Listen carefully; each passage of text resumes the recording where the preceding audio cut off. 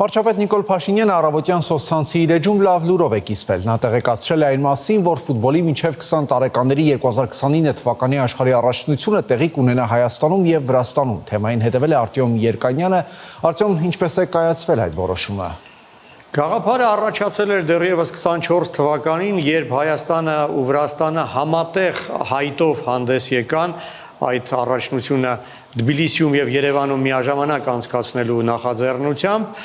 եւ երեք այս հարցի վերաբերյալ վերջնական որոշում կայացրեց FIFA-ի խորհուրդը։ Նիստը գումարվել էր Վանկուվերում, Կանադայում։ Մի շարք երկրներ պատրաստվում են նույնպես հայտ ներկայացնել այդ մրցաշարը իրենց երկրներում անցկացնելու վերաբերյալ, սակայն հավանաբար հաշվի առնելով Հայաստանի ու Վրաստանի համատեղ հայտի այսպես ծանրակշիռ լինելը եւ համոզիչ լինելը ի վերջո պաշտոնական հայտ այդպես էլ չներկայացրեցին։ Բանն այն է, որ եւ UEFA-ն եւ FIFA-ի վարչությունը ի սկզբանե շատ դրական վերաբերմունք են ունեցել Հայաստանի եւ Վրաստանի համատեղ հայտին, դա է հավանաբար պատճառը, որ պոտենցիալ մրցակիցները որոշեցին այլևս չմրցել եւ չհաստատեցին ի վերջո իրենց հայտերը։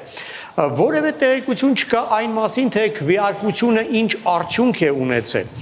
Սովորաբար մեծահասակների առաջնությունը անցկացնելու հարցի վերաբերյալ հրապարակվում է քվեարկության արդյունքը։ Երիտասարդական առաջնության դեպքում այդպիսի պարտադրանք չկա եւ մեծ է հավանականությունը, որ որպես այդպիսին քվեարկություն չի եղել, այլ որոշումը կոնսենսուսով է ընդունվել, քանի որ ըստ էության մրցակից մեր համատեղ հայտը չի էլ ունեցել։ Ամեն դեպքում պետք է ընդգծեմ, որ FIFA-ի խորհրդի կազմում, այն բաղկացած է 37 անդամից, չկա մի որևէ երկիր, որևէ երկրի ներկայացուցիչ, որի հետ Հայաստանը խնդիր կունենար եւ որից մենք կարող էինք խնդիր սպասել։ Ամեն դեպքում սա կարելի է իսկապես պատմական որոշում համարել, քանի որ ոչ Հայաստանը, ոչ Վրաստանը երբեք այս մեծ մասշտաբի ֆուտբոլային մրցաշար իրենց մոտ չեն անցկացրել։ Հետաքրքիր է ինչպես են այս որոշմանը վերաբերվել Ադրբեջանում։ Դե կարծում եմ որոշակի խանդ կա, բանն այն է, որ ժամանակին 2012 թվականին Ադրբեջանն էր Վրաստանի հետ միասին համատեղ հայտ ներկայացրել Եվրոպայի ֆուտբոլի առաջնություն անցկացնելու վերաբերյալ։ Սակայն այս հայտը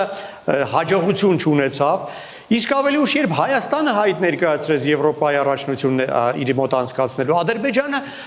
խանգարելու համար սեփական հայտը ներկայացրեց։ Արդյունքում ոչ Երևանում, ոչ Բաքվում այդ առաջնությունը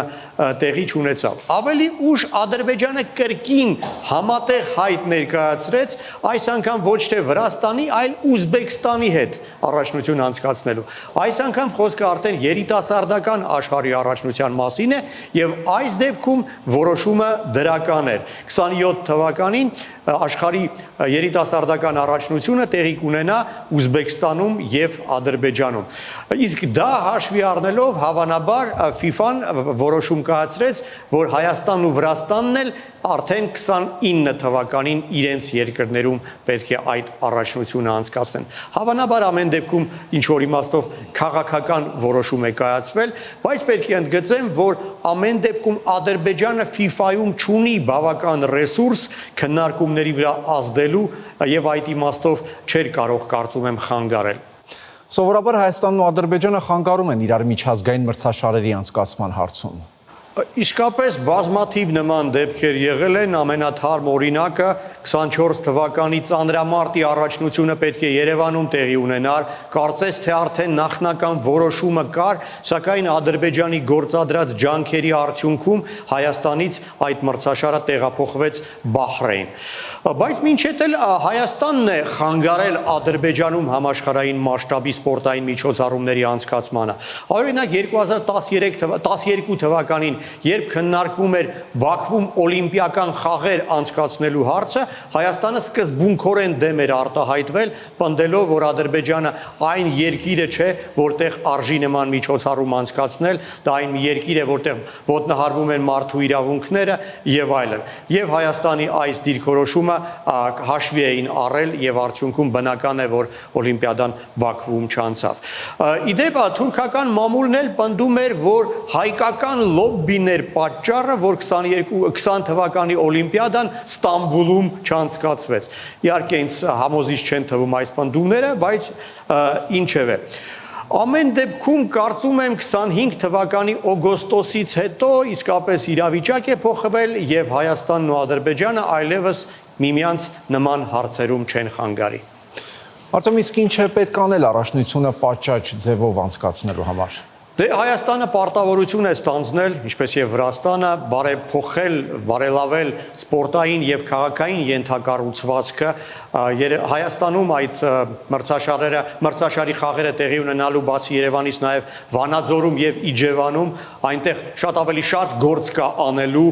ոչ միայն մարզադաշտերը պետք է սերտիֆիկացիա անցնեն, այլ նաեւ այդ քաղաքների հյուրանոցները պետք է փոփոխություններ իրականացվեն, վերանորոգում արվի, նույնը նաև